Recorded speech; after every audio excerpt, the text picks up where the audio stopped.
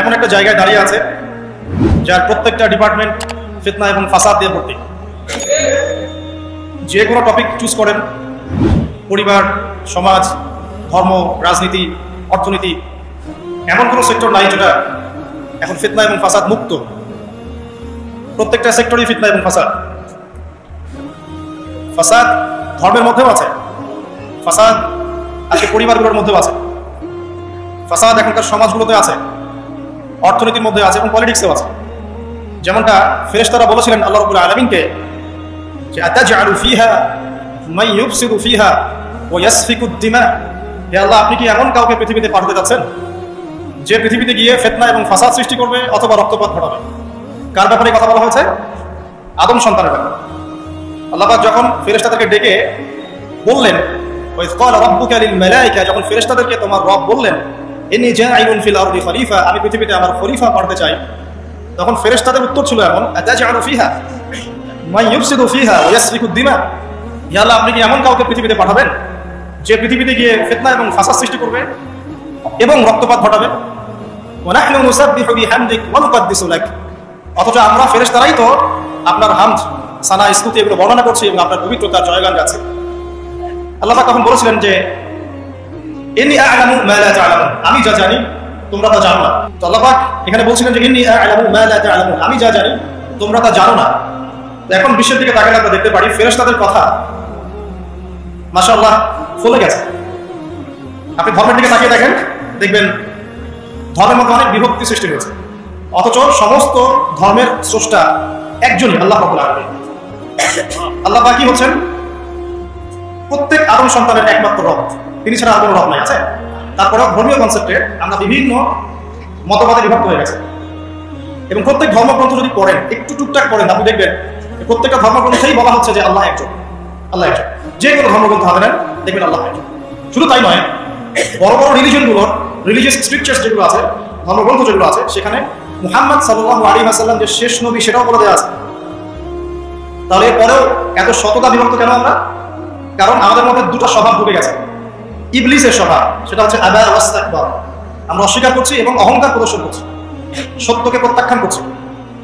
আবার মুসলিমদের মধ্যে তাকিয়ে দেখবেন এখানেও হাজারটা দলাদলি আছে, মানুষ হাজারটা দলে বিভক্ত, এক এক দলের এক এক কনসেপ্ট। যদিও আল্লাহ এক, কোরআন এক, নবী এক, তারপরেও বুঝের পার্থক্য। এক একজন, কেউ হয়েছে মুরজিয়া, কেউ হয়ে গেছে জাবারিয়া, কেউ হয়েছে কাদারিয়া, কেউ হয়ে গেছে শিয়া, কেউ হয়ে গেছে খারজি, কেউ মুতাজিলা। বিভিন্ন মানুষ বিভিন্ন দলে বিভক্ত হয়ে গেছে মুসলিমদের মধ্যেই। মুসলিমদের মধ্যে কেউ বলছে যে কালিমা লা ইলাহা ইল্লাল্লাহ পড়লেই যথেষ্ট, আমলের প্রয়োজন নাই, এদেরকে বলে মুরজিয়া। মুসলিমদের মধ্যে কিছু মানুষ বলছে কবিরা গুনাহ করলেই তাকে হত্যা করা যাবে। এরা হচ্ছে এই জেনারেশনের, এই যুগের খাওয়ারিজ, মানে যারা মনে করে কবিরা গুনাহ করলেই মানুষ কাফের হয়ে যায়, তাকে হত্যা করা যায়। এদেরকে পুঁজি করেই ইসলামের নামে সন্ত্রাসবাদী কর্মকাণ্ড ছড়ানো হচ্ছে, এই কনসেপ্টে মানুষদেরকে পুঁজি করে। মুসলিমদের মধ্যেই কিছু মানুষ বলছে তাকদীর বলতে কিছু নাই, মানুষ নিজেই তার ভাগ্যের নিয়ন্ত্রণ, এদেরকে বলা হয় কাদারিয়া। মুসলিমদের মধ্যে কিছু মানুষ বলছে যে ভাগ্যে যা আছে শুধু তাই হবে, আমার কর্মের কোনো স্বাধীনতা নাই, অদৃষ্টবাদী, এদেরকে বলা হয় জাবারিয়া। মুসলিমদের মধ্যে কিছু মানুষ আলী রাদিয়াল্লাহু আনহুকে নিয়ে বাড়াবাড়ি করছে এবং বড় বড় সাহাবীদেরকে গালি দিচ্ছে, রাফেজি আছে, মুতাজিলা। এরা কেমন? অতি যুক্তিবাদী, যুক্তি দিয়ে যেটা বুঝে আসবে কোরআন সুন্নাহ সেটুকুই গ্রহণ করবে, এর বাইরে যাবে না। মুতাজিলা। এর বাইরে আল্লাহ রাব্বুল আলামিনের শুকরিয়া যে আল্লাহ পাক আহলে সুন্নাহ ওয়াল জামাআহ এই আকীদাটা সমাজে প্রতিষ্ঠিত রেখেছেন, যারা কোরআন এবং সুন্নাহর বাইরে যায় না এবং কোরআন এবং সুন্নাহর সেই বুঝ এবং ব্যাখ্যাটা গ্রহণ করে যেটা আল্লাহর নবী এবং সাহাবীদের পক্ষ থেকে এসেছে। এটা হচ্ছে আহলে সুন্নাহ ওয়াল জামাআহ। এই কথাটা নবী সাল্লাল্লাহু আলাইহি ওয়াসাল্লাম বলেছেন হাদিসে যে মুসলিম উম্মাহ ৭৩টা দলে ভাগ হয়ে যাবে, যার একটা দল মাত্র জান্নাতি, বাকি সবাই জান্নাতি। এই গেল ধর্মীয় দলাদলির কথা। নৈতিকতার অবক্ষয় দেখেন মুসলিমদের মধ্যেই, দেখেন ম্যাক্সিমাম এখন কিন্তু সুস্থ, তারপরে ঘুষ খাচ্ছি, দিব্যি দুর্নীতি করছি, কোনো সমস্যা নাই। ইভেন অনেক সময় জনগণের টাকা লুটপাট করে খাচ্ছে, কোনো প্রবলেম নাই। রাষ্ট্রীয় সম্পদকে নিজের গনিমত মনে করছে। আমি গতকাল রাতেও এই হাদিসটা আবার বলেছিলাম, কিয়ামতের আলামতগুলোর মধ্যে এটা অন্যতম একটা, যে রাষ্ট্রীয় সম্পদকে মানুষ নিজের সম্পদ মনে করে খাওয়া শুরু করবে। মানুষ দান সদকা এবং যাকাতটাকে নিজের উপর বার্ডেন মনে করবে। এটা কি বোঝা? যাকাতের বোঝা? এখানে 10টা 12টা কথা আছে। মানুষ খামর মানে মদ, মাআজিফ মানে বাদ্যযন্ত্র, তারপরে জুয়া, তারপরে জিনা, এগুলোকে মানুষ হালাল মনে করে, হালাল মনে করে নিবে, মদ পান করবে, না পণ্য দিবে। আমানতদার ব্যক্তি হয়ে যাবে খেয়ানতকারী, আর প্রত্যেক খেয়ানতকার ব্যক্তিকে মানুষ মনে করবে আমানতদার। তো নৈতিক অবক্ষয়টা দেখেন যে মুসলিম হিসেবে জন্মগ্রহণ করার পরে, কোরআন সুন্নাহ হাতে পাওয়ার পরেও আমরা এখন সুদ খাচ্ছি, দিব্যি, কোনো এটা কোনো ব্যাপার না। বরং এমন একটা কনসেপ্ট এখন চলছে যে সুদ না খেলে আবার এই যুগে চলে নাকি, মানে মায়ের সাথে জেনা না করলে কি এই যুগে চলে না। রংপুরের একটা ঘটনা, যে আমি এক ডক্টরের কাছে গিয়েছি ডক্টর টেস্ট করার জন্য, গাড়ি থামিয়েছি, দৌড় দিয়ে একটা ছেলে আসছে, দূর থেকে আমাকে দেখেছে, সে গ্লাসে লক করছে। গ্লাস খুলে বললাম কি সমস্যা বলেন, তো বলছে হুজুর জাস্ট আপনাকে দেখে দৌড়ে আসছি একটা খালি মাসালা জানার জন্য, যে একটা ঘটনা ঘটেছে আমাদের এলাকায়, এটার সলিউশন কি হবে। অনেকে জিজ্ঞাসা করেছে, অনেক রকম কথা বলেছে, আপনার মন্তব্য জানতে আমি দৌড় দিয়ে এসেছি। কি ঘটনা ভাই? তো বলছে যে আমাদের এলাকায় একজন ছেলে, মাদকাসক্ত ছেলে, মানে এডিক্টেড, ড্রাগ এডিক্টেড, সে তার নিজের মায়ের সাথে জেনা করে ফেলছে। এটা শোনার পরে আমি আসলে কি অ্যান্সার দিব, আমি প্রায় 2 মিনিট চুপ করে বসে আছি।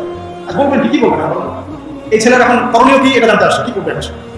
2 মিনিট চুপ করে থাকার পরে আমি একটা কথাই বললাম যে আল্লাহর কাছে খালেস ভাবে তওবা করতে হবে, একটু বেশি কিছু হবে।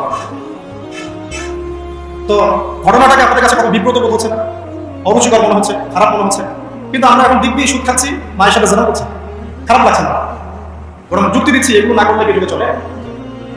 মহিলাদের অবস্থা দেখেন, গ্রামে গঞ্জে সব সুদী এনজিও ছড়িয়ে পড়ছে, এবং তারা সদস্য, জমি জমা, ভিটের মাটি, গরু ছাগল সব খোয়াচ্ছে, তারপরেও খেতে পারে। কারণ ওই যে আপনি কেমন কাউকে পাঠাবেন যে পৃথিবী থেকে ফাসাদ সৃষ্টি করবে, এটা ইকোনমিক ফাসাদ, অর্থনৈতিক ফাসাদ। দেখেন মুসলিম পরিবারে জন্মগ্রহণ করেও ম্যাক্সিমাম মানুষই নামাজ পড়ে না, ম্যাক্সিমাম। কতজন মানুষ 5 ওয়াক্ত নামাজ পড়ে এটা এখন জরিপ করার ব্যাপার। দেখবেন মেজরিটি সংখ্যক কোরআনটাকে বিশুদ্ধ করে তেলাওয়াত করতে জানে না। কথাগুলো রূপ কথা মনে হচ্ছে, বাস্তব জীবনে নেমে এসে দেখেন। যে বলি না আমরা তাওহীদি জনতা মাঠে আছে, তাওহীদি জনতা মসজিদেই নাই, সে বুঝলেন কোন মাঠে আছে। তারপরে মুসলিম পরিবারে জন্মগ্রহণ করে দেখবেন পর্দা একটা ফরজিয়াত, এই কনসেপ্টই নেই। বরং এখন চেতনা এমন যে গায়ের জামা কাপড় ছিঁড়ে খুলে ফেলতে পারলে বাঁচে, মানে এখন এই যুগ চলছে। একটু আমি দেখাচ্ছি কিভাবে এই জায়গায় আসছে। দেখেন একটা সময় ছিল যে মানুষ সিগারেট খেত, স্মোক করতো, আমরা ওই জেনারেশনটা দেখেছি, স্মোক করতো চুপ চুপ চুপ করে, ওই চায়ের দোকানের কর্নারে, এই বাথরুমে ঢুকে, ওই মাঠের ওই কর্নারে গিয়ে কেউ যেন দেখে না পারে। তারপরে কয়েক বছর পর পরিস্থিতি একটু পরিবর্তন হলো, ওপেন স্মোকিং সবাই, ভাইয়ের সাথেও স্মোকিং, বন্ধুর সাথে স্মোকিং, পরে বাবার সাথেও দেখা যাচ্ছে ছেড়েছে, এক যুগ আসলো। দেখেন তারপরে আস্তে আস্তে নতুন নতুন মদ আসতে লাগলো, গাঁজা, হেরোইন, প্যাথেডিন, হ্যাঁ হুইস্কি ইত্যাদি ইত্যাদি, পেন্সিলিন, ইয়াবা। এখন ইয়াবার যুগ, আরো আপগ্রেডেড কোনো মদ আসছে। এখন সিগারেট টিকেট কোনো বিষয় না, কিন্তু ফ্যাশন। যদি কেউ ইয়াবা খায় তাহলে বলা হচ্ছে হ্যাঁ এই মাদক সেবী। বাই দ্য ওয়ে আমাদের দেশে কিন্তু নিবন্ধিত 190টা বারও আছে, হ্যাঁ, এবং দেশি 204টা ব্র্যান্ড চলছে, বিদেশে 38টা ব্র্যান্ড চলছে, পারমিট পেয়েছে 85,070 জন। এবং এই মাদক সংশ্লিষ্ট এনজিও আছে প্রায় 76। 21 বছর হলে যদি কেউ পারমিট থাকে হয় সে মদ খেতে পারে, খুব সমস্যা। এটা নাগরিক অধিকার। আবার আশ্চর্যের ব্যাপার এটাও যে এগুলো খুলে উন্মুক্ত করার পরেও আবার মাদক নিরাময় কেন্দ্রও আছে 7টা। আর ওভাবে খাবেন, এডিক্টেড হয়ে যখন জীবনটা নষ্ট হবে, এই 7টা নিরাময় কেন্দ্রে এসে আপনি চিকিৎসা নেন। এগুলো ডিপার্টমেন্ট আছে, সদর দপ্তর আছে, সব গোয়েন্দা সংস্থা আছে, এবং মাদকদ্রব্য নিয়ন্ত্রণ অধিদপ্তর আছে। তো এটা একটা সার্কাস, এই ওয়ার্ল্ডটা হচ্ছে একটা সার্কাসের জন্য। এই বিশ্বে যা হচ্ছে না, খালি চোখে যা দেখছেন এর বেশিরভাগই সার্কাস। যেটা বলছিলাম, এখন ইয়াবার যুগ চলছে না। একটা সময় ছিল যখন ছেলে মেয়ে যদি অ্যাফেয়ার করতো লুকিয়ে লুকিয়ে, চিঠি দিয়ে, কেউ যেন না জানে, তাই না? ঠিক, তার মানে একদম পার করে আসতে পারে, লুকিয়ে লুকিয়ে ছিল, কেউ যেন দেখে না ফেলে। কফি শপে বসলেও খুব সাবধানে, রিক্সায় বসলে কেউ যেন না দেখে। তারপরে একটা যুগ আসলো, এই জানলে কোনো সমস্যা, বাসায় ওপেন, আমার গার্লফ্রেন্ড, ও আমার গার্লফ্রেন্ড, ও আমার বয়ফ্রেন্ড, আমরা বিয়ে করবো, আমরা প্রতিশ্রুতি দিয়েছি একা করে, কোনো প্রবলেম। তারপর একটা যুগ আসলো যে যেহেতু প্রেম করছি, বিয়েই তো করতে যাচ্ছি, তো সেক্স করলে সমস্যা নেই, তখন আবার সেক্সুয়াল অ্যাক্টিভিটি শুরু। মেয়েরা যদি বাইরে বের হতো, তাহলে যদি কোনো মেয়ের শর্ট কামিজ থাকতো বা আকর্ষক পোশাক থাকতো, সে গিল্টি ফিল করতো যে সবাই আমাদেরকে তাকাচ্ছে, কেমন লাগছে। বেশিরভাগ মানুষ এমনটা করতো না, ওই কয়েকজন করতো। আস্তে আস্তে একটা যুগ আসলো যে না, এখন বেশিরভাগই করে, সয়ে গেল। তারপর একটা যুগ আসছে সরাসরি সেক্স, প্রেম টেম কিছুই নাই, এখনকার সেক্স। পতিতালয়ে যাবো, সেক্স করবো, চলে আসবো, গার্লফ্রেন্ডের সাথে সম্পর্ক লাগে সেক্স, তারপরে বাদ বিচার করে দেখবো কোনটা ভালো। আর বাইরে আমাদের দেশে 14টা পতিতালয় আছে, হ্যাঁ, আর এগুলো আমি বানিয়ে বলছি না, আপনি গুগল করলে দেখতে পাবেন। তারপরে একটা যুগ আসছে এখন যে হিজাব তো সরিয়েছি, তারপর আস্তে আস্তে ড্রেসটা একটু ছোট হলো, তারপর একটু টাইট ফিটিং, ঠিক আছে, একটু শর্ট করতে করতে এখন রেভলিউশন আসছে এটাও খুদে ফেলে দেবে। আমি আপনাকে বলে দিই হাদিস থেকে এরপর কি হবে। ওই যে গোপনে গোপনে জেনা এবং এই যে অল্প অল্প অশ্লীলতার যুগটা থেকে যখন প্রকাশ্যে জেনা আর অশ্লীলতার সয়লাভের যুগটা আসছে এখন, এরপরে হবে কি মানুষ রাস্তাঘাটেই জেনা, রাস্তাঘাটে এখানে কেউ সেক্স করতেছে, ওইখানে কেউ সেক্স করতেছে, ওইখানে দেখবেন এখানে। বিশ্বাস হচ্ছে না? এটা নবী সাল্লাল্লাহু আলাইহি ওয়াসাল্লাম বলেছেন যে কিয়ামত হবে না ততদিন পর্যন্ত যতদিন মানুষ রাস্তাঘাটে আনাচে কানাচে জেনা করবে। তখন তার সবচেয়ে ভালো মানুষ যে হবে সে কে জানেন, যে গিয়ে ওদেরকে বলবে যে কাজটা এখানে করছো একটু দেয়ালের পিছনে যে করতে পারবে না, এ হবে সবচেয়ে ভালো মানুষ। হাদিসে এমন ভাষা এসেছে। যুগ কিন্তু হঠাৎ করেই এরকম ফাসাদপূর্ণ হয় নাই, আস্তে আস্তে আস্তে আস্তে দেখেন, প্রথমে মাদক গোপনে, দিন প্রকাশ্যে, তারপর একটা ফ্যাশন হয়ে গেল, সবাই কাছে কে কি করবো। প্রথমে পর্দা সবাই করতো মোটামুটি 100 বছর আগের যুগে যান দেখবেন ম্যাক্সিমাম পর্দা। তারপরে আস্তে আস্তে রেভলিউশন, ফ্যামিলিস্ট রেভলিউশন, কাপড় ছোট হতে হতে হতে এখন বিকিনি যুগ আসতেছে, সবাই বিকিনি করে করবে। কে এগুলো বলা আছে? আমার পোশাক আমি করবো, আপনার বলার কি অধিকার আছে? আমার দেহ আমার সিদ্ধান্ত, আমার দেহ আমার সিদ্ধান্ত। এরপরে আসবে যুগটা যখন মানুষ রাস্তাঘাটে জেনা করবে, আর আল্লাহ রাব্বুল আলামিন বলেছেন তার রাসূলের মাধ্যমে ওদের সামনে কিয়ামত হবে ইনশাআল্লাহ। মানুষ এইভাবে ফাসাদে জড়িয়েছে। মুসলিম পরিবারে জন্মগ্রহণ করার পরেও এই জিনিসগুলো অমুসলিমরা করুক, খ্রিস্টানরা করুক, বৌদ্ধরা করুক, ইহুদিরা করুক, আমাদের কিছু যায় আসে না। ওরা সারা দেশ সভ্যতা একাকার করে ফেলে, আমাদের কিছু যায় আসে না। মুসলিম পরিবারে জন্মগ্রহণ করার পরে একটা মুসলিম ছেলে মুসলিম মেয়ে কিভাবে দেখে, মুসলিম পরিবারে জন্ম নিয়েছে, নামাজ নাই, কোরআন তেলাওয়াত নাই, আল্লাহর তো জিকিরের কোনো খবরই নাই, তারপরে দিব্যি সুদ খাচ্ছে, ঘুষ খাচ্ছে, এটা ফ্যাশন, দুর্নীতি কমন, সবাই করে, আমি কি বলবো সমস্যা কোথায়? সবার ভিতরে একটা মানে আত্মিক দুর্নীতি, মানে আমাদের আত্মাটাই দুর্নীতিগ্রস্ত হয়ে গেছে। যখন একটা মানুষের আত্মা দুর্নীতিগ্রস্ত হয়ে যাবে তখন তার কাজগুলো হবে। একজন রাইটারের বই পড়ছিলাম, তিনি লিখেছেন যে এখন চলমান যে সময়টা চলছে এটা কিন্তু অনেক আগের বই, ওই সময়ের কথা তিনি বলছেন যে এখন যে চলমান সময় চলছে এই যুগে যদি আত্মাটাকে দেহের রূপ দেওয়া যায় আর দেহটাকে আত্মার রূপ দেওয়া যায় তাহলে দুর্গন্ধে কোনো মানুষ আমার কাছে আসবে না। আমি বুঝাতে পারিনি না, আমাদের সুন্দর দেহটাকে যদি আত্মা বানিয়ে দেওয়া হয়, আমাদের কুৎসিত আত্মাটাকে যদি দেহ বানিয়ে দেওয়া হয়, এত বিভৎস দেখাবে, সামনে কেউ যাবে না। তো যেটা বলছিলাম, ধর্ম মুসলিমদের মধ্যেই ফাসাদ চলছে, ইকোনমিক সেক্টরে ফাসাদ, রিবা, দুর্নীতি, সুদ, ঘুষ, কখনোই সবাই করছে। মুহাম্মদ সাল্লাল্লাহু আলাইহি ওয়াসাল্লামের উম্মত কিন্তু আমরা কিন্তু আল্লাহর সেই বান্দা যাদের পিতাকে আল্লাহ পাক ফেরেশতাদের সামনে সিজদা করিয়েছেন জ্ঞানের কারণে। সমাজের ক্ষেত্রে যান, দেখবেন সমাজের কাঠামোগুলো ভেঙে পড়ছে। প্রতিবেশী কে থাকে সেটা মানুষ জানে না, যারা পাশাপাশি আছে থাকে। একজন আরেকজনের উপকার করা, কাউকে ছাড় দেয়া 3 দিন আছে, দেখবেন কারো উপকার করা এটাকে মানুষ বিরক্তি মনে করছে। রাস্তাঘাটে চলবেন, কেউ ছাড় দিতে রাজি না, যে আপনার আগে যেতে পারবে সেসব ভাবনা না, কেউ ছাড় দিতে রাজি না। রাস্তার নিচু থেকে উঁচু শ্রেণী পর্যন্ত কেউ অন্যের স্বার্থে নিজের স্বার্থ বিসর্জন দিব, ছাড় দিব, এটা চিন্তা করা যাচ্ছে না। সমাজের কারণ কিন্তু ভেঙে গেছে। রাস্তাঘাটে দেখবেন বেপরদামি, রিমিক্সিং, জেনা, অশ্লীল মুভিজ, সমাজের কারণ বলে কিছু নাই। যা আছে একটা খোলস, ভিতর থেকে এটা পৌঁছে গেছে। পৌঁছলো কার কারণে? আমার কারণেই তো, আমার আপনার কারণেই পৌঁছেছে। কিভাবে হচ্ছে আমি সেদিকে যাচ্ছি। পলিটিক্সে যান, গ্লোবাল অ্যাফেয়ার্সে যান, ফাসাদ আর ফাসাদ। বিশ্ব নিয়ন্ত্রণের এখন একটাই কাজ, যুদ্ধ বাঁধিয়ে দেওয়া আর অস্ত্র বিক্রি করা। কারণ কাকার মাঝখানে যুদ্ধ বাঁধাবে আর কোথায় কিন্তু অস্ত্র বিক্রি করবে, এটাই টেন্ডেন্সি। কিছু না, মানুষের জীবনে কোনো মনোভাব মেরে যাচ্ছে। একটা বোমে যে ইয়েমেনের হাজার হাজার শিশু মারা যাচ্ছে, কোনো ফিলিংসই না, বাচ্চাগুলো মরে গেল, কি মনে পিঁপড়া দলে দিলে যেমন মানুষের কোনো ফিলিংস থাকে না, মানুষের জীবনের মধ্যে এমন হয়ে গেছে। নবী সাল্লাল্লাহু আলাইহি ওয়াসাল্লাম এটা বলেছিলেন, শেষ জামানায় হারাজ বেড়ে যাবে। হারাজ মানে হত্যা।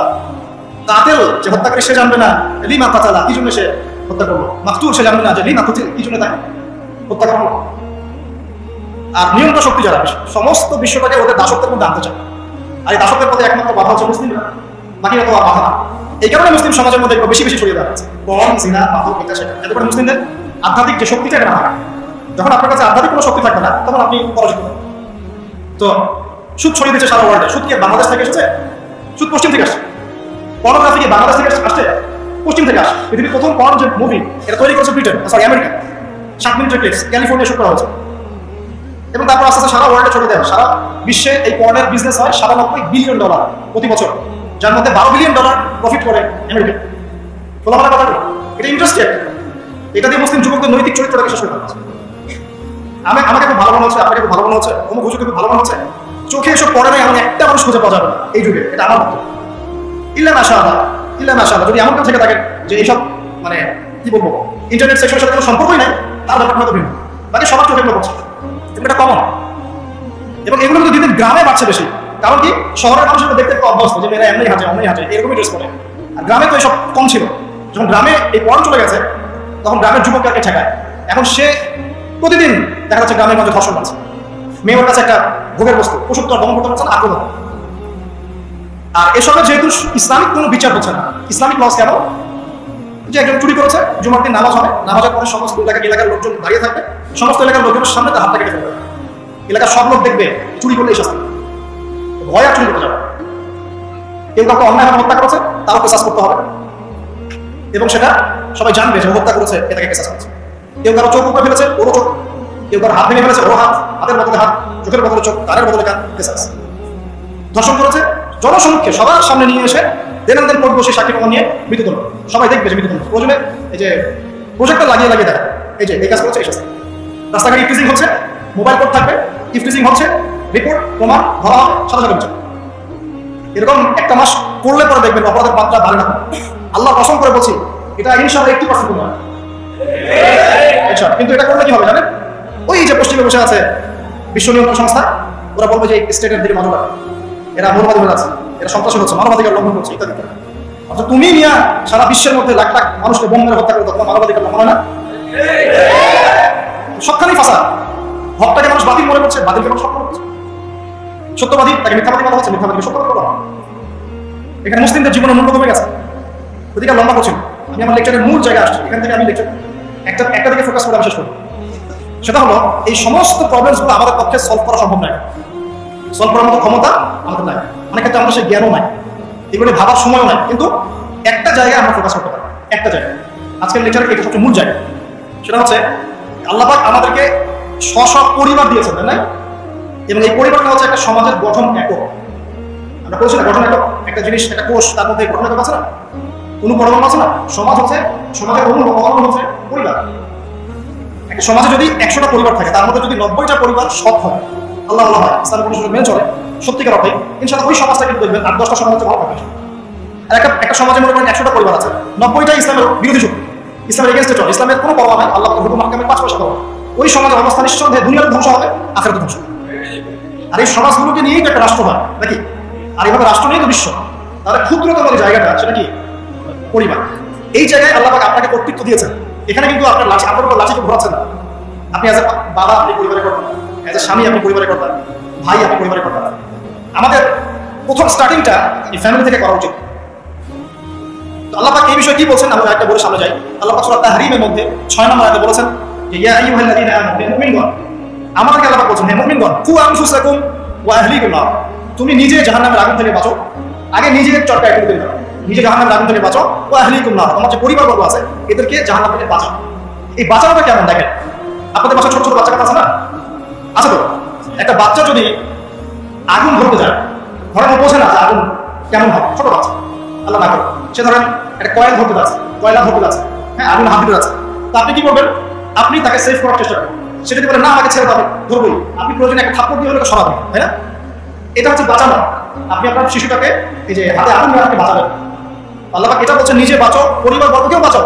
পরিবার বর্গ যদি শুনতে না চায়, না আমি জেনা করবো না, আমি গান শুনবো না, আমি মদ খাবোই, না আমি এইটা করবো এটা করবো, যদি আপনি বুঝে থাকেন যে আপনার কথাটা হক, শাসন করে হলেও তাকে বারণ করতে হবে। এখানে আল্লাহ পাকের নসিহত হচ্ছে তোমরা নিজেরা জাহান্নামের আগুন থেকে বাঁচো, পরিবার বর্গকে বাঁচো। কোন জাহান্নাম থেকে বাঁচবে? আলাইহা মালাইকাতুন গিলাযুন শিদাদ, যেই জাহান্নামে কঠিন কঠিন মনের ফেরেশতারা আছে, পাষাণ মনের ফেরেশতা। আল্লাহ পাক তাদের মনের মধ্যে কোনো দয়া মায়া দেন। আমাদের মধ্যে দয়া মায়া আছে না? এই দয়া মায়াও আল্লাহ পাক তাদেরকে দেন, শুধু আযাব দেওয়ার মতো শক্তি সামর্থ্য এবং কঠিন একটা মন দিয়েছে। অন্য সূরায় আছে তাদের সংখ্যা 19 জন। কতজন?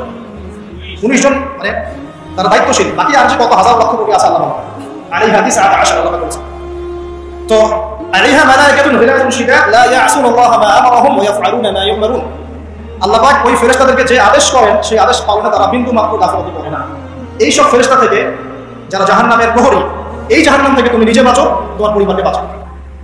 তোমরা যারা এখনো ফ্যামিলি শুরু করো নাই, যুবকদেরকে বলছি তাদের জন্য এই অংশটুকু বেশি বেনিফিশিয়াল হবে ইনশাআল্লাহ। তোমাদের জন্য পথ চলাটা তুলনামূলক সহজ তাদের চাইতে যারা অলরেডি ফ্যামিলি ঢুকে গেছেন এবং বিপদও পড়ে গেছেন, বা বড় হয়ে গেছেন, দীর্ঘ সময় পর্যন্ত আপনার ইসলামের এগেইনস্টে চলেছেন বা আল্লাহর হুকুম আকামে তোয়াক্কা করেন নাই, তাদের জন্য এটা অনেক কঠিন।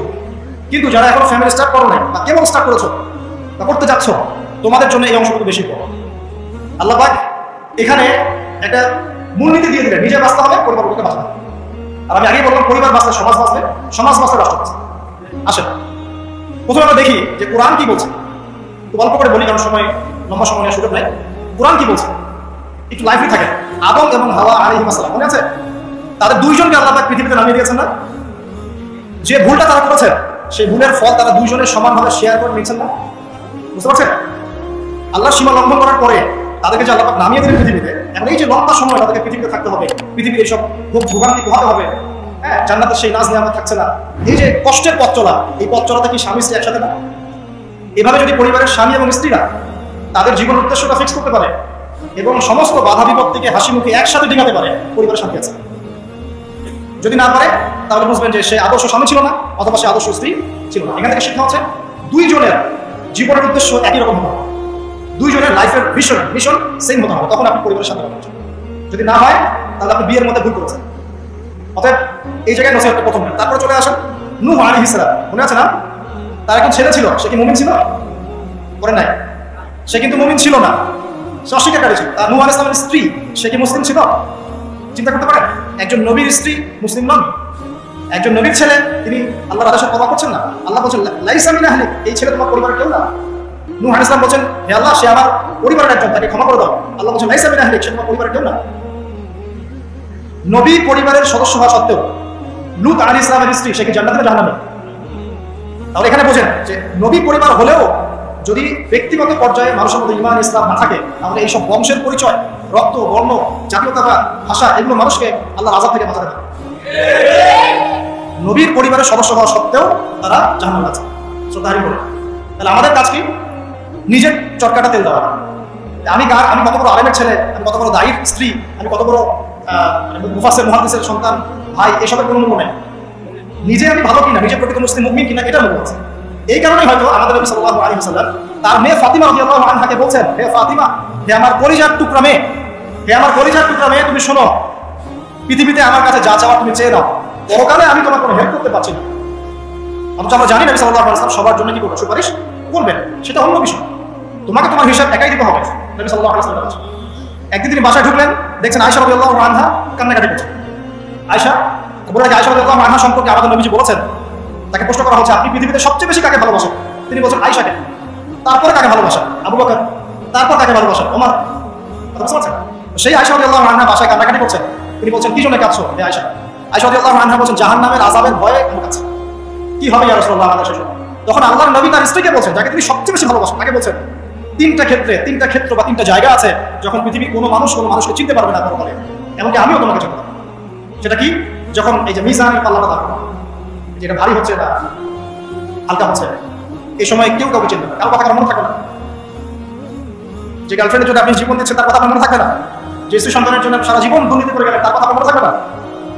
এমনকি যে স্ত্রীর কাছে আপনি অনেক প্রেমময় স্বামী, সেও আপনার কথা মনে রাখবে যখন মিজানের পাল্লাটা উঠবে। দুই, যখন আমল নামা ছুড়ে দেওয়া হবে, আমল নামা উন্মুক্ত করে ছুড়ে দেওয়া হবে, ইকরা কিতাবাক, তুমি আজকে তোমার কিতাব পড়ো, ওয়া কাফা বিনাফসিকা আল-ইয়াওমা আলাইকা হাসিবা, আজকে তুমি নিজেই তোমার নফসের হিসাব নেওয়ার জন্য যথেষ্ট।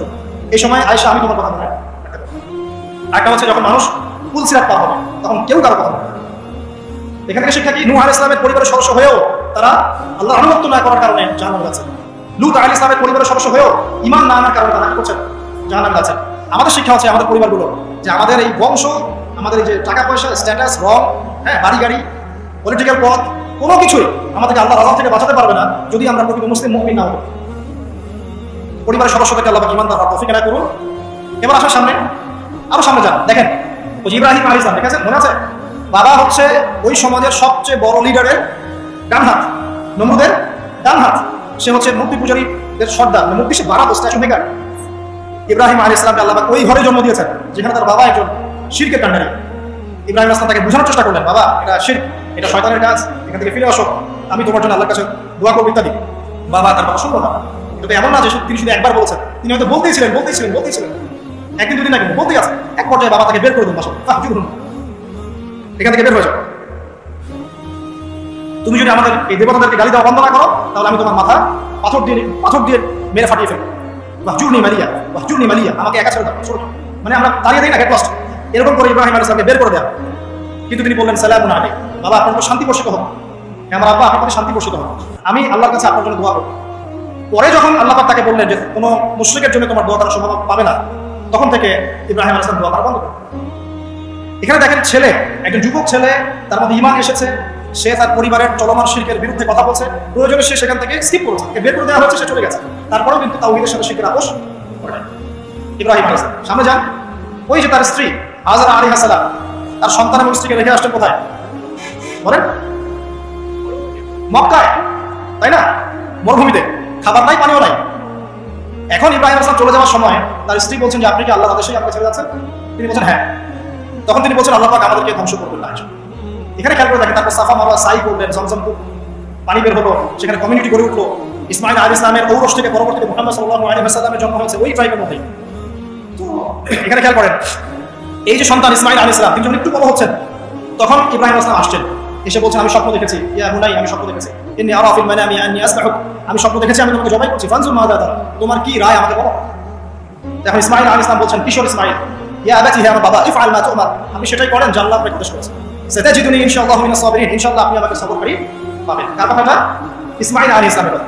এখন খেয়াল করে দেখেন, ইসমাইল আলাইহিস সালামকে কিন্তু তার বাবা 24 ঘন্টা কাছে রেখে মানুষ করেন নাই, কারণ তিনি থাকতেন ওই যে প্যালেস্টাইনে, সেখানে আরেকজন স্ত্রী আছেন সারা আলাইহিস সালাম, আসা যাওয়া করতেন। মূলত তাকে মানুষ করেছে তার মা হাজারা আলাইহিস সালাম, যেই সবরকারী আল্লাহর প্রতি তাওয়াক্কুলকারী মা বলেছিল আল্লাহ যদি আপনাকে আদেশ করে থাকেন আমাদেরকে ছেড়ে যাওয়ার জন্য, সেই আল্লাহ আমাদেরকে ধ্বংস করবেন না। ওই যে তাওয়াক্কুল, ওই যে সবর, তার গর্ভ থেকে আল্লাহ জন্ম দিয়েছিল ইসমাইল আলাইহিস সালাম। যেমন মা তেমন সন্তান, এই সন্তান বলছে আমাকে জবাই করতে যদি আল্লাহ আদেশ করে থাকেন আপনি করেন। তো ঘরের মধ্যে স্ত্রীরা, আমাদের ঘরের স্ত্রীরা যদি হাজারা আলাইহিস সালামের মতো না হতে পারে, সবরকারিনী এবং আল্লাহর প্রতি তাওয়াক্কুলকারিনী, আমাদের বোনেরা, আমাদের মায়েরা যদি হাজারা আলাইহিস সালামের মতো সবরকারিনী হতে না পারে, আল্লাহর প্রতি তাওয়াক্কুলকারী হতে না পারে, তাহলে তাদের গর্ভ থেকে পশ্চিমকালেও ইসমাইলের জন্ম হবে। কথা বুঝতে পারছেন? তাদের গর্ভ থেকে পশ্চিমকালেও ইসমাইলের মতো সন্তানের জন্ম হবে না এবং ইসমাইলি প্রজন্ম গড়ে উঠবে না। এই জন্যই আপনি তাকিয়ে দেখেন ম্যাক্সিমাম পরিবারের সন্তান এখন বেলাইনে চলে গেছে। কারণ কি জানেন? মায়ের সমস্যা আছে, শুধু বাপের সমস্যা থাকে না, মায়েরও সমস্যা থাকে। মায়ের ফিতরাত সন্তানের মধ্যে চলে আসে। তো নারীরা যদি আল্লাহর আনুগত্যশীল না হয়, মুমিনা মুসলিমা, 5 ওয়াক্ত নামাজ পড়া, লজ্জাস্থানে হেফাজত করা, খাস পর্দা করা, হ্যাঁ, স্বামীর আনুগত্যকারী, প্রেমময়ী, তারা যদি না হতে পারে, সবরকারিনী, তাওয়াক্কুলকারিনী, আর ওই মায়ের গর্ভ থেকে আপনি ইসমাইলের মতো সন্তান কিন্তু পাবেন না, ইল্লা মাশাআল্লাহ, ইল্লা মাশাআল্লাহ। আরো সামনে যান, দেখেন নবী মুসা আলাইহিস সালাম একজন ব্যক্তিকে একটা ঘুষি দিয়েছেন, সেই ব্যক্তি ওইখানে স্পট ডেড। ফেরাউনের লোকজন তাকে ধাওয়া করছে।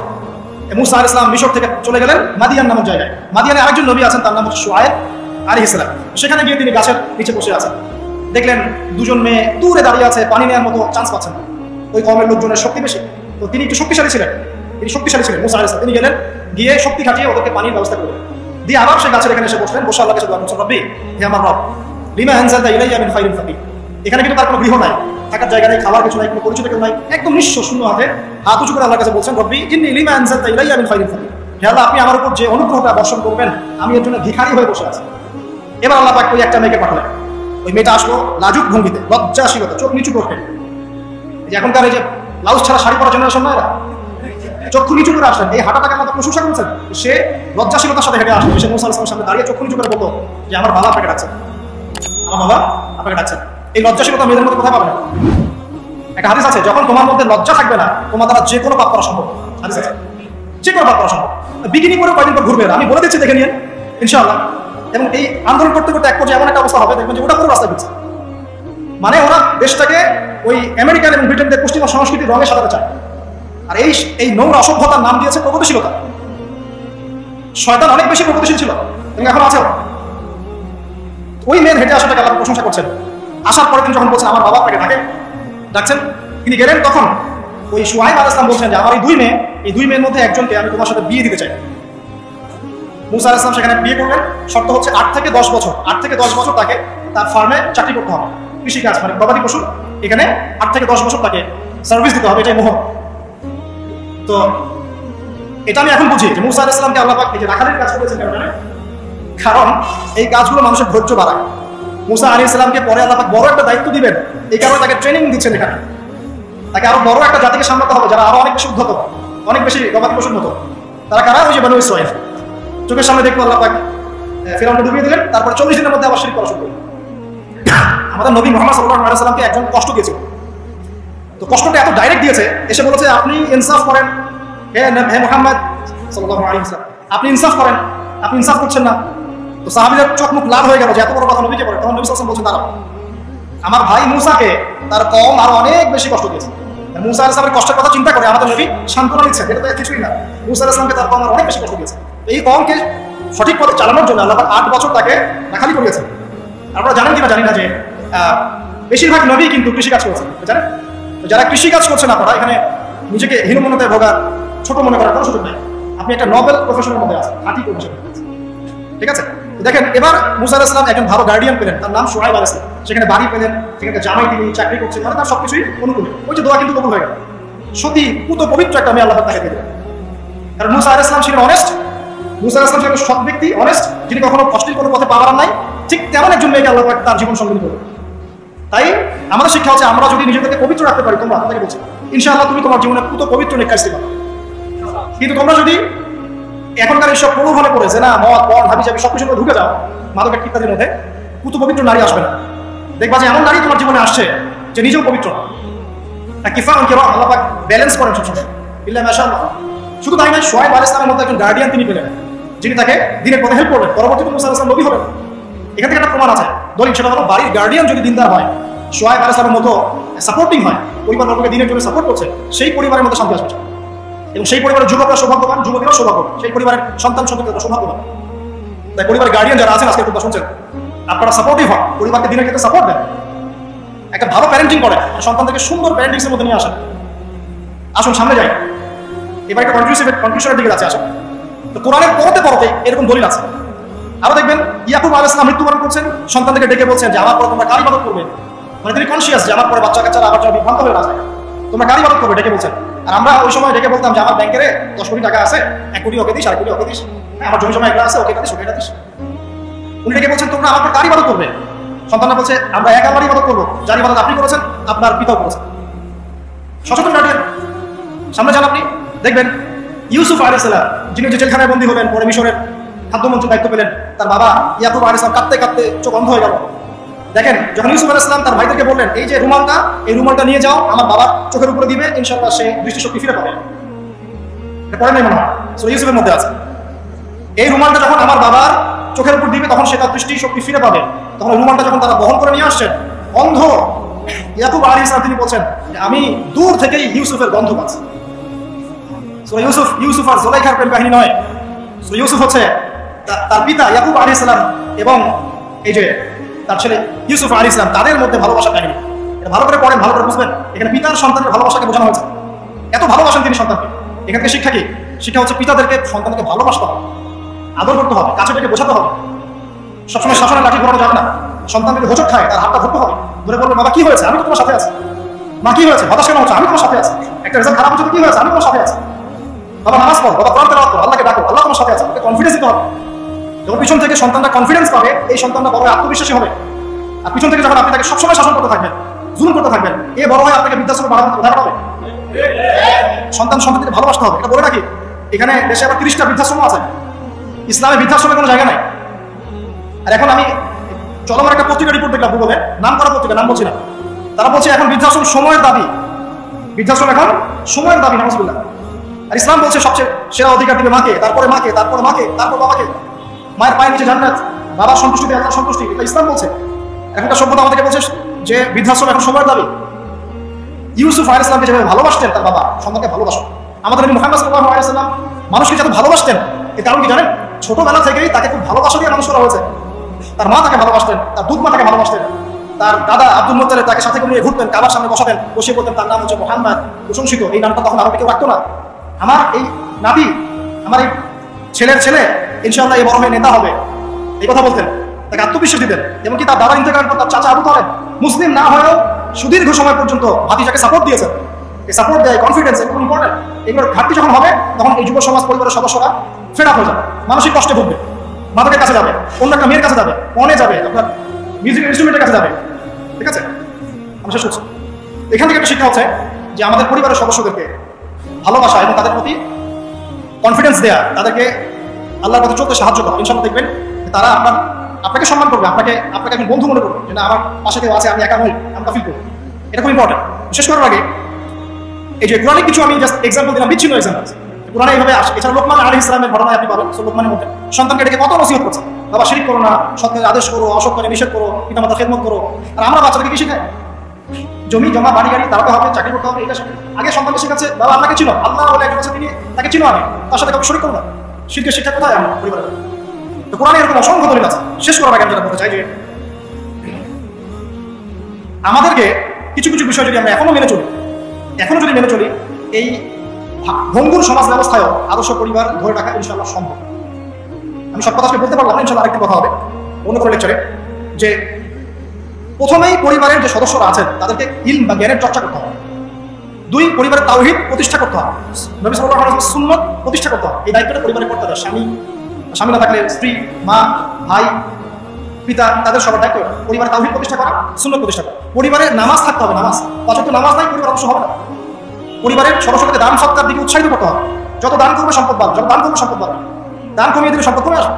পরিবারের সদস্যদেরকে নৈতিকতা শিক্ষা দিতে হবে, মূল্যবোধ শেখাতে হবে, কালচার হিসেবে গড়ে তুলতে হবে। তারা সামাজিক, তারা সবার পাশে দাঁড়াতে চায়, সমাজ কল্যাণমূলক কাজগুলো উৎসাহিত করতে হবে।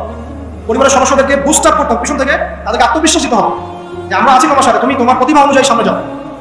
যার যেখানে প্রতিভা সেখানে তাকে আত্মবিশ্বাস দিতে হবে। হ্যাঁ তুমি লিখতে পারো, ভালো লিখো বাবা, তোমাকে টাকা পয়সা ফিকির করতে হবে না, তোমাকে জব ক্যারিয়ার চিন্তা করতে হবে না, তোমাকে আল্লাহ লিখার ক্ষমতা দিয়েছে, লিখো, আল্লাহ ওখানেই রিজিক দিবেন ইনশাআল্লাহ। তুমি বলো, তোমাকে বলার ক্ষমতা আল্লাহ দিয়েছে, তুমি ভালো করে বলো। তুমি বিজ্ঞান ভালো করো, বিজ্ঞান নিয়ে গবেষণা করো। তুমি ভালো খেলো, ভালো করে খেলো। মানে আপনাকে ওর প্রতিভা অনুযায়ী আপনাকে বুঝতে করতে হবে, ইসলামিক রুলস মেনে। বাসায় পর্দার বিধান চালু করতে হবে, যাদের মধ্যে নাই ওইটা শক্ত করে ধরতে হবে, হেলায় ফেলা ছেড়ে দেওয়া যাবে না। বাসার মধ্যে অপসংস্কৃতি যেগুলো আছে, বাইরের কালচার যেগুলো ঢোকে, এগুলো রাস্তা বন্ধ করতে হবে, ইন্টারনেট সেকশনগুলোকে লিমিটেড করতে হবে। এবং যা দেখবেন সবাই একসাথে দেখবেন, ড্রয়িং রুমে বসে। স্মার্টফোন এত অ্যাভেলেবল করে দিবেন না। এমন কান্ট্রি আছে 18 বছর না হলে কেউ ফোন ইউজ করতে পারে না, আর আমাদের জন্মের পর থেকেই ফোন। বাচ্চার ওই ফোনটা দিয়ে আমার তার মস্তিষ্ক ড্যামেজ শেষ। দেখেন আপনি ফোনের কারণে কত পাপ করতেছেন আল্লাহ। ফোনকে আমরা এখন কন্ট্রোল করছি না, ফোনই আমাদেরকে কন্ট্রোল করছে। এগুলো বন্ধ করতে হবে। বাসার সদস্যদের খাওয়া দাওয়ার দিকে ফোকাস করতে হবে, তারা কি খাচ্ছে, কেমন খাবার খাচ্ছে, ফ্রেশ ফুডের ব্যবস্থা করতে হবে, কালচার কথা বলতে হবে, সুন্দর করে কথা বলতে হবে। ঝগড়াঝাটি এগুলো দেখে যখন তারা অভ্যস্ত হয়ে যাবে তখন তো নৈতিকতা রক্ষা করবে। আর কিছু বিষয় আছে, যেমন পরিবারে হৃদ্যতা ভালোবাসা পিতামাতার মধ্যে আছে কিনা, স্বামী স্ত্রীর মধ্যে আছে কিনা, এই বিষয়টা যখন ছোট থেকে ইফেক্ট না করে খেয়াল রাখতে হবে। এভাবে যখন ইফেক্টিভ প্যারেন্টিং আসবে, পরিবার রিজিক হালাল, সালাত আছে, কোরআন আছে, জিকির আছে, তারা সমাজ কল্যাণমূলক কাজ করছে, ইসলামিক কমিউনিটির মধ্যে আছে, হ্যাঁ সবার সাথে হৃদ্যতা কোনো সম্পর্ক আছে, তখন দেখবেন এই পরিবারের সন্তানরা ইনশাআল্লাহ পরবর্তীতে গিয়ে ভালো কিছু করবে। এই পরিবারের মেয়েরা ইনশাআল্লাহ স্বাধীন হবে, কিন্তু তারা যখন অন্য কোনো ঘরে যাবে ওই পরিবার ঠিক থাকবে। দিনের জ্ঞান, আমল, হালাল রিজিক, সুন্দর প্যারেন্টিংস, এগুলোর মধ্য দিয়ে আমরা আদর্শ পরিবার গড়তে পারবো ইনশাআল্লাহ। আল্লাহ পাক সবাইকে তৌফিক এনায়েত করুন। আমি লেকচারটা এখানে শেষ করছি। তো শেষ করার আগে আমি জাস্ট একটা বই সাজেস্ট করবো আপনাদেরকে। আমার হাতে একটা বই আছে, ইনশাআল্লাহ পরবর্তীতে কোনো এক জুমায় বা কোনো একটা সেমিনারে ইনশাআল্লাহ শুধুমাত্র এই বইটার উপরে আমি আলাদা একটা স্বতন্ত্র লেকচার বা সেমিনারটা আয়োজন করবো। বইটার নাম হচ্ছে প্যারেন্টিং, জাস্ট সন্তান প্রতিপালন। জাস্ট দেখাচ্ছি বইটা, জাস্ট সন্তান প্রতিপালন, প্যারেন্টিং। এটা টোটালি ইসলামিক বই। আমি এমন করে বলছি যে এটা ইসলামিক মূলনীতি এখানে এক পেশাভাবে উপস্থাপন করা হচ্ছে এমন নয় বিষয়, কারণ সমস্ত পরিবেশ পরিস্থিতির সাথে মিলিয়ে এই যুগে কিভাবে আপনি একজন সফল পিতা হবেন, সফল মা হবেন, সন্তানকে কিভাবে প্রতিপালন করবেন, এই বিষয়গুলো এখানে সুন্দর করে দেওয়া আছে। বইটা আপনি কিনতে পারেন, আল্লাহ পাক আপনাদেরকে তৌফিক দান করুন। এগুলো আমি আমার নিজে থেকেই বলছি, এটা বলতে আমাকে উৎসাহিত করেন, আমি নিজে থেকেই বলছি, বইটা আমি বলছি, ভালো লেগেছে। তারপর দোয়া করি আল্লাহ পাক আমাদের সবাইকে আদর্শ ইসলামিক পরিবার করে দিন।